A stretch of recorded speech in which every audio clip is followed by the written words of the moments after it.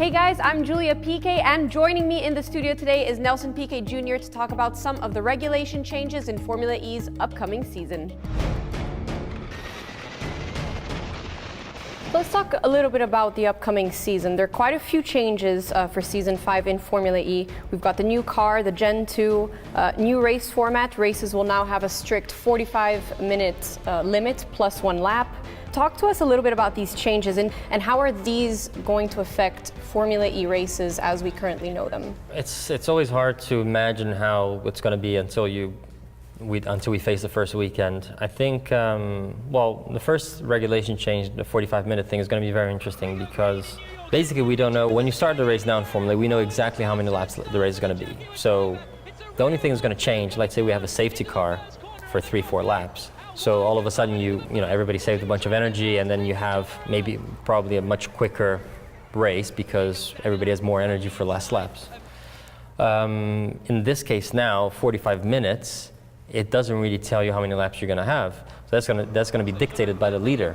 So, depending on what the pace of the race is, you're going to know that the race is going to be, roughly between this lap or this lap. Maybe it's a difference of 2-3 laps maximum, depending if there's safety cars, full course yellows, stuff like that.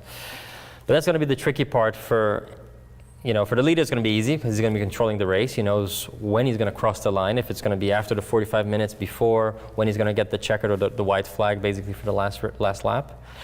But the guys behind him, he doesn't know what he's doing. Maybe he's saving a bunch of energy at one point, and then all of a sudden, he's close to the crossing, plus or minus one lap, and then all of a sudden he goes for it to do one more lap, and then the race has one more lap all the way, all of a sudden at the end of the race. Those are things that we're still trying to figure out, even with our software, how we're going to manage this situation, because running third, fourth, the leader is maybe 15 seconds in front of you, and maybe you're in that plus or minus period over there where he's crossing the line within 1 or 2 seconds of getting the 45 minutes. So if he crosses after the 45 minutes, means you're going to get one more lap. If he crosses before, he's going to get the last lap. So this will make a big impact because if the race length is going to change at the beginning of the race, one thing, let's get a number 100 over here and you divide it by 20 laps, you get basically number 5 per lap, Mm-hmm.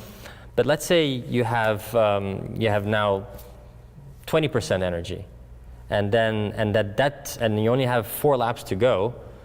You divide it makes much more of a difference when you're then dividing by 3 or by 4. The numbers become much bigger. So, if you're dividing 100 by 20 or 21, the differences are much smaller. Mm-hmm. So, those are kind of things that are going to be interesting next year and how that's going to work out.